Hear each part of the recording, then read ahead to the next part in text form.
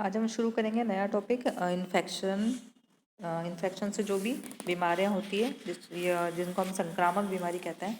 तो संक्रमण या इन्फेक्शन क्या होता है?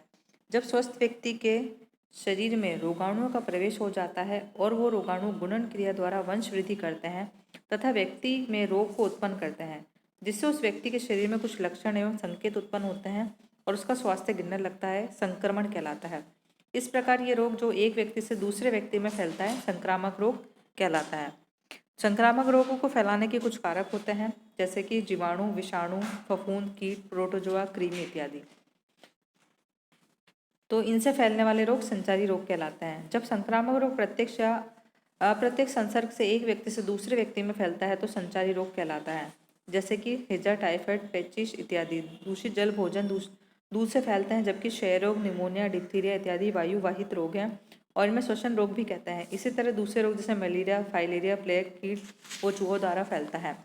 इन संचारी रोगों में इनका एक उद्भवन काल होता है, जैसे कि जब शरीर में रोगाणु के प्रवेश करने के बाद से रोग के लक्षण उत्पन्न होने तक का समय उद्भवन काल कहलाता है। इसी तरह जो संक्रमण काल होता है वह रोग मुक्ति के पूर्व या बाद में भी रोगी व्यक्ति संक्रामक बना रहता है, तो इस काल को संक्रमण काल कहते हैं। तो यह है संक्रामक रोगों के बारे में कुछ जानकारी। अभी देखते हैं कि संक्रमण के माध्यम क्या क्या हो सकते हैं, यानी कि रोगों को फैलाने के कारण क्या क्या हो सकते हैं। रोग को प्रसारित करने वाले रोगाणु जल, मिट्टी, नाली, कूड़े करकट, मलमूत्र, दूषित खाद्य पदार्थ, पशु पक्षी, मनुष्य के अंगों इत्यादि में गुणन क्रिया द्वारा अपनी वंशवृद्धि करते हैं तथा उपयुक्त वातावरण में मध्यम पाकर रोगाणु स्वस्थ व्यक्ति के शरीर में प्रवेश करते हैं तथा रोग को फैलाते हैं।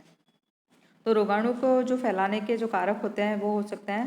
पहला है मानवीय स्रोत, जैसे कि श्वसन द्वारा नाक, मुंह, गला, फेफड़े, खांसने, छींकने, थूकने, जुकाम, खांसी, क्षय रोग, खसरा, निमोनिया आदि रोगों के रोगाणु निष्कासित हो सकते हैं श्वसन क्रिया के द्वारा। इसके अलावा आंतों व मूत्र मार्ग द्वारा भी जब निष्कासित होते हैं। इसी तरह हैजा, टाइफाइड, पेचिश, पोलियो इत्यादि के रोगाणु मलमूत्र द्वारा निष्कासित होते रहते हैं। फिर है त्वचा के द्वारा, फोड़े, फुंसी, खरोच इत्यादि से भी विभिन्न प्रकार के रोग फैलते हैं, जैसे कि चेचक, छोटी माता, शीतला, खसरा आदि। जंग लगी लोहे या वस्तु या सुई से खरोच लगने पर टिटनेस जैसे रोग भी हो सकते हैं। फिर है लार द्वारा, रोग से ग्रसित व्यक्ति के लार द्वारा भी कुकर, खांसी और जल जैसे रोगाणु निष्कासित होते हैं। यौन संपर्क द्वारा एड्स, सिफिलिस जैसे रोग मुख्यतः यौन संपर्क के कारण भी फैलते हैं। रक्त द्वारा, रोगग्रस्त व्यक्ति का रक्त अगर किसी स्वस्थ व्यक्ति को चढ़ा दिया जाए तो एड्स, मलेरिया, पीत ज्वर, डेंगू, फाइलेरिया आदि रोग होने की संभावना रहती है। तो यह है इसके मानवीय स्रोत। दूसरा है निर्जीव स्रोत। निर्जीव स्रोत के अंतर्गत आता है जल। दूषित जल पीने से विभिन्न रोगाणु उपस्थित होते हैं, जैसे कि जल के सेवन से हैजा, पेचिश, टाइफाइड आदि बीमारी हो जाती है। बर्फ में भी टाइफाइड के रोगाणु जीवित रहते हैं। दूसरा है भोजन। खमीरीकृत भोजन, सड़े गले, बासी भोजन और ज़्यादा पके हुए फलों में भी विभिन्न प्रकार के रोगाणुओं का प्रवेश होता है। इसके अतिरिक्त अगर दूषित हाथों से भोजन को छुआ जाए तो भी रोग में रोगाणु प्रवेश कर जाते हैं। मक्खियाँ, कीट पतंग इत्यादि भी भोजन पर बैठकर रोग फैलाने का काम करते हैं। फिर है दूध।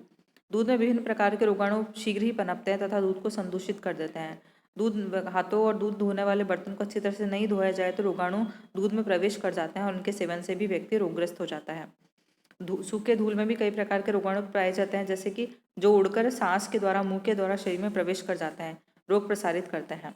हवा के द्वारा भी कई प्रकार के रोगाणुओं का प्रसार होता है। जब गंदी और दूषित वायु में एक स्वस्थ व्यक्ति सांस लेता है तो श्वसन मार्ग के द्वारा कई रोगाणु जैसे कि क्षय रोग, काली खांसी, इन्फ्लुएंजा इत्यादि के जीवाणु प्रवेश कर जाते हैं और रोग को फैलाने का काम करते हैं।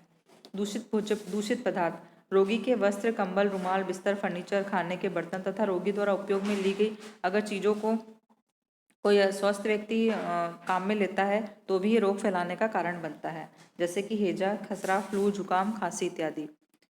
फिर है पराश्रित जीवों द्वारा, जैसे कि मक्खियाँ। सबसे ज़्यादा मक्खियाँ जो होती है वो भोजन को दूषित करने का काम करती है और वो रोगाणुओं को एक स्थान से दूसरे स्थान पर प्रसारित करती है। तो ये सबसे एक मुख्य कारण है रोगाणुओं को फैलाने का। फिर है मच्छर द्वारा भी मलेरिया, फाइलेरिया, पित्त ज्वर इत्यादि रोगाणुओं का प्रसार होता है। फिर है कृमि। विभिन्न प्रकार की कृमि मनुष्य के शरीर में प्रवेश करके रोग फैलाते हैं, जैसे कि अंकुश कृमि, डोरे कृमि, गोल कृमि इत्यादि। बच्चों के अंतर्गत ये सबसे ज़्यादा पाया जाता है। पराश्रित जीवों द्वारा, टाइफस ज्वर, प्लेग, अफ्रीकन टिक ज्वर, मलेरिया इत्यादि के रोगाणु पराश्रित प्रकृति के जीव होते हैं तथा ये जीव कीड़े चूहे, मच्छर, खटमल तथा इत्यादि में पाए जाते हैं। जैसे मादा क्लूएस मच्छर के लार में मलेरिया के रोगाणु प्लेजामोडियम की जातियां पाई जाती है। चूहों में प्लेग के रोगाणु फैलते हैं। खटमल जूं के काटने से टाइफस ज्वर होता है। तो यह है संक्रमण के माध्यम। अभी हमने पढ़ा मानवीय स्रोत, निर्जीव स्रोत और पराशी जीवों द्वारा। मानवीय स्रोत के अंतर्गत आते हैं लार द्वारा, श्वसन द्वारा, आंत्र व मूत्रमार्ग द्वारा, त्वचा द्वारा, यौन संपर्क द्वारा, रक्त द्वारा। निर्जीव स्रोत के अंतर्गत आते हैं जल, भोजन, दूध, धूल, हवा, दूषित पदार्थ। पराशी जीवों के अंतर्गत आते हैं मक्खियां, मच्छर, कृमि पराशी जीव। अब है संक्रामक रोगों के स्तर। प्रत्येक संक्रामक रोग निम्नलिखित 5 स्तरों द्वारा गुजरता है। प्रत्येक रोग के लिए इन स्तरों की अवधि भी भिन्न भिन्न होती है।